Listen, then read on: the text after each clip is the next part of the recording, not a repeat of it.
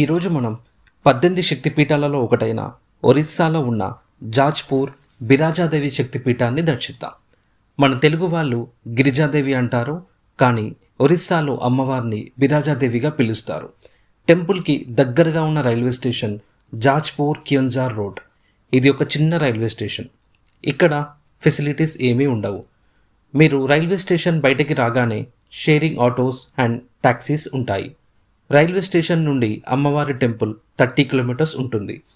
ఇక్కడ government buses చాలా తక్కువ. హోటల్స్ కూడా పెద్దగా ఏమీ ఉండవు. అప్ అండ్ డౌన్కి మాట్లాడుకోండి.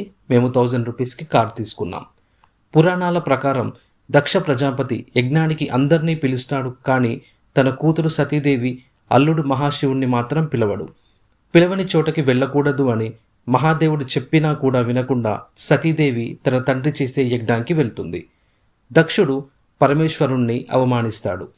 ఆ అవమానాన్ని సహించలేక సతీదేవి యజ్ఞంలోకి దూకి ఆత్మాహుతి చేసుకుంటుంది.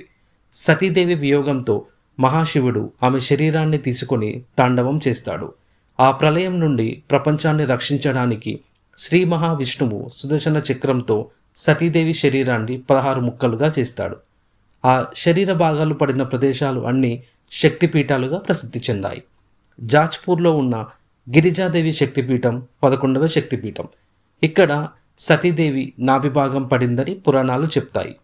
ఇక్కడ అమ్మవారి మహిషాసుర మర్దిని రూపంలో భక్తులకు దర్శనం ఇస్తుంది. ఇక్కడ స్పెషల్ దర్శనం ఏమీ ఉండవు. కావాలంటే అమ్మవారి పాదాల దగ్గర పూజారులు పూజ చేయిస్తారు, కానీ మినిమం 500 రూపీస్ తీసుకుంటారు. ఇక్కడ అన్నప్రసాదం కూడా ఏమీ లభించదు. ఈ వీడియో మీకు నచ్చితే లైక్ మరియు సబ్స్క్రైబ్ చేయండి. మరొక శక్తిపీఠం వీడియోతో మళ్ళీ కలుద్దాం. Thank you.